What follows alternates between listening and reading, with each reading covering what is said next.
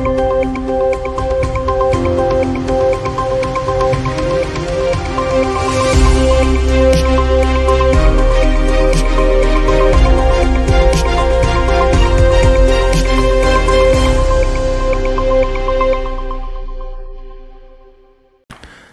and welcome to the International News Daily Podcast. I'm your host, Dennis Dunicic. Subscribe to our channel to stay in the loop on all the global affairs occurring today. Now, our main story today concerns coronavirus, a topic that I actually typically tend to avoid simply because of the amount of debate it tends to create and the amount of misinformation and false news that is simply out there regarding this virus.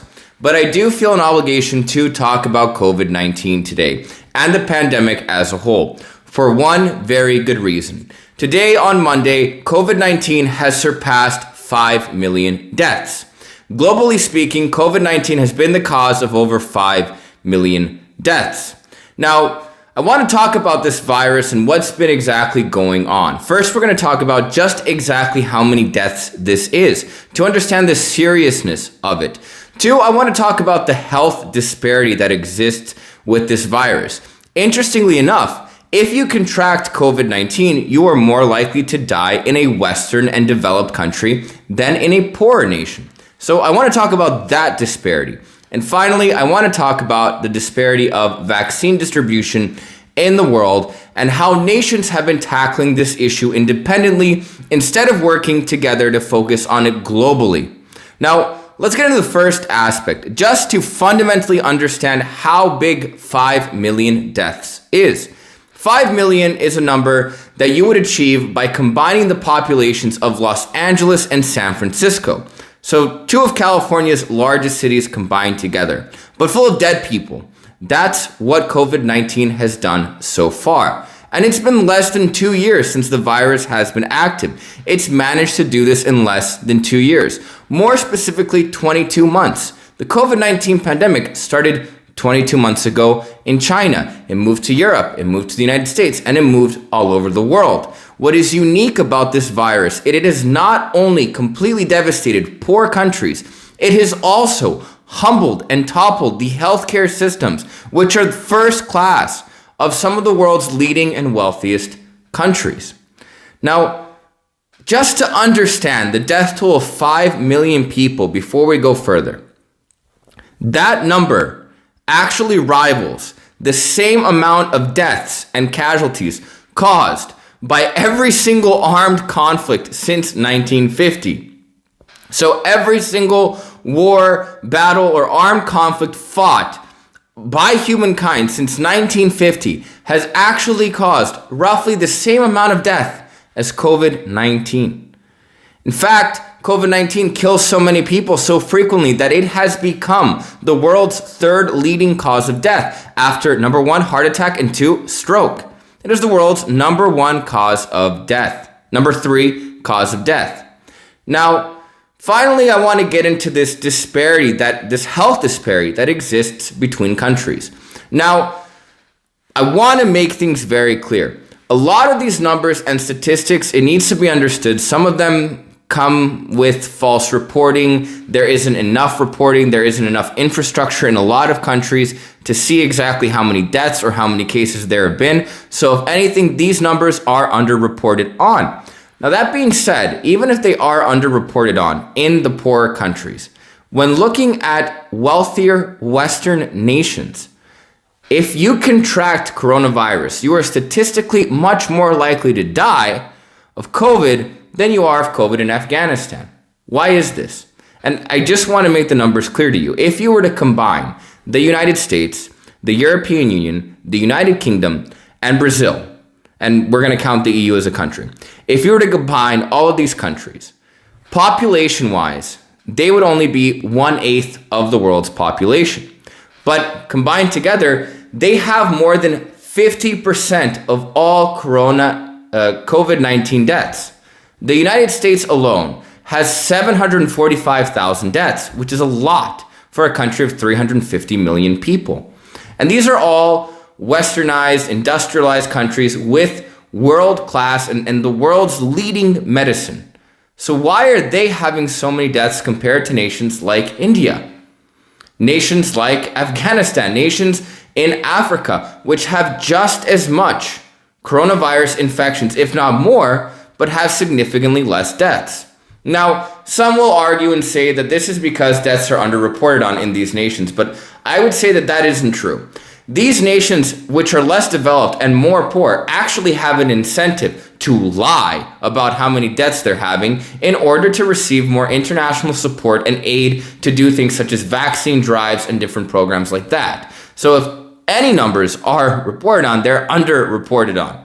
Now, the reality is that, as I've stated before, statistically, you are more likely to die of COVID-19 if you get the virus in America than in India, than in Afghanistan. So why? Now, the leading theory is actually really simple. The advanced healthcare systems of these Western countries is actually what has caused such a high coronavirus fatality rate, such a high COVID death. Now, that sounds stupid, but listen. Here's the reason why.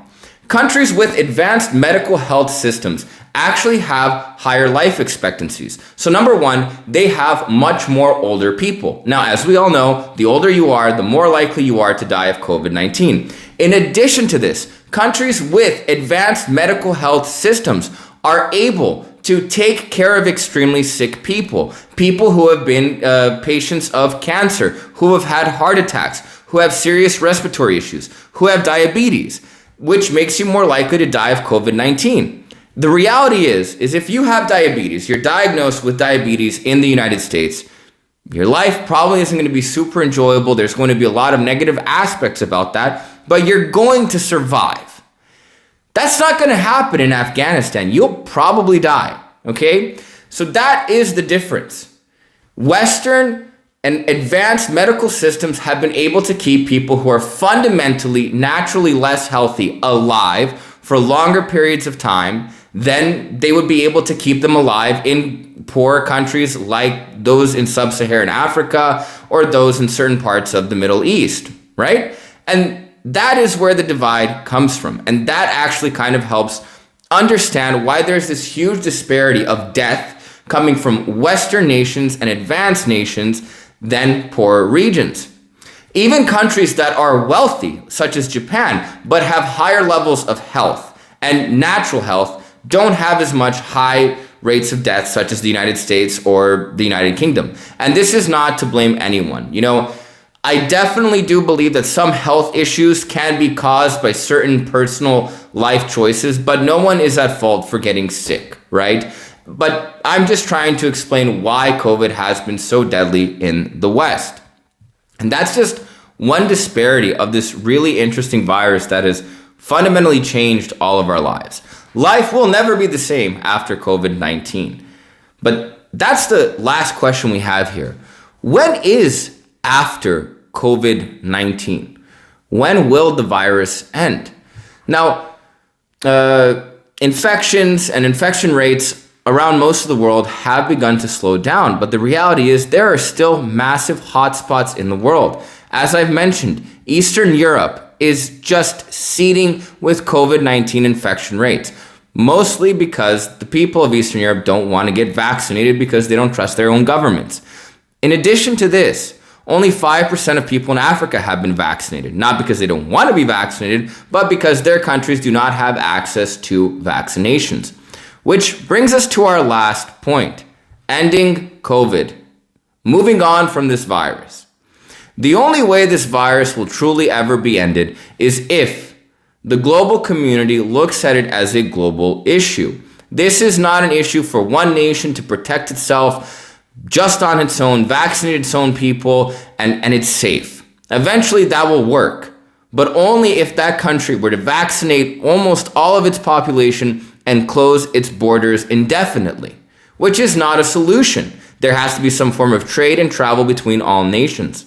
Now, the reality is, as long as coronavirus exists anywhere in the world, whether it exists in Florida, whether it exists in Rwanda, whether it exists in Slovenia, as long as that virus still exists and is still spreading, the possibility of a variant being created that is completely resistant to every vaccine we have today exists. And if that happens, we're back at square one. We're back at the beginning of the pandemic, which would be very bad and extremely, just a massive headache for everyone. So it is scandalous that regions like Africa have a vaccination rate of less than 5%, while countries like America and different European nations are pushing their citizens to get their second or third booster shots.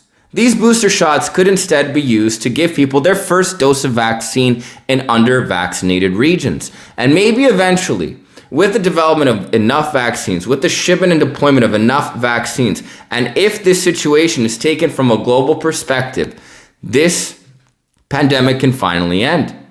And I'm not saying that wealthy countries that have a bunch of vaccines don't want to help out poor nations. They do. They're sending millions of vaccines. The United States especially is sending millions of vaccines, and the EU is also taking a lot of steps to send vaccines, and so has China. But the reality is it's not enough. And there are a lot of regions in the world that need those vaccines, and we need to be collectively fighting against this virus, which, and I'm going to close my report on this, just how I started, has cost us more than 5 million human lives. Again, that is the population of Los Angeles and San Francisco put together, but with dead people. It has cost us more human lives than every single armed conflict since 1950. This is a serious issue. And it's one that I like to avoid because it's become so politically contentious, but it's one that I finally need to talk about. Now, I've given you my opinion, and I fundamentally believe this issue will only be solved, taken care of, and the pandemic will come to an end when every nation begins to work together as a global community to end what's going on. Putting all other differences aside, this is issue number one in the world. We just need to get rid of it so we can move on with our lives. And I don't know, maybe on to the next war. Who cares? We just need to get rid of the pandemic. But let me know what you think. And listen, I believe in freedom of speech. Whatever you write, I'm not going to delete it. You can say whatever you want. But I would encourage my viewers to not promote misinformation, conspiracy theories. Bill Gates is a lizard person. They want to microchip us. I don't want any conversation to head in that direction. Now, thanks for your time. I'll see you next time.